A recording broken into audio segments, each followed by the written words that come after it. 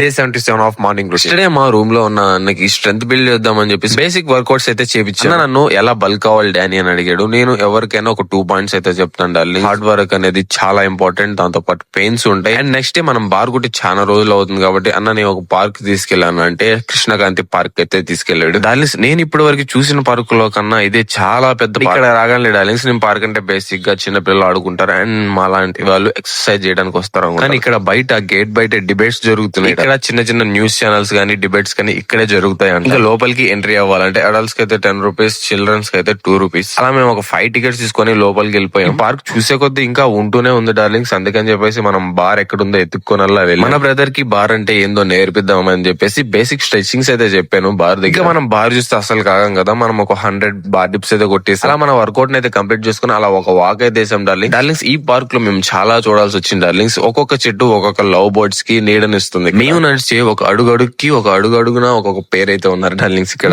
ఆ దారుణాలు మేమంతా చూసి డార్లింగ్స్ ఇంకా రిటర్న్ పీజీకి అయితే వచ్చేసి ఏంటి వీడు బ్లింకిట్ లో ఎర్నింగ్స్ చూపడం ఆపేశాడు అనుకోవచ్చు మీరు. ఎందుకు ఆపేస్తున్నాయి నేను రేపటి వీడియోలో చెప్తాను. నా ఫాలోవర్స్ పెరగడం కన్నా తగ్గడం ఎక్కువ ఉన్నారు డార్లింగ్. కొంచెం మన పేజ్ కి అయితే ఒక ఫాలో కొట్టేసేయండి. ఇంకా ఈ రోజు జరుగుతున్న ప్రయాణం ఎంత ఈ డానీతో.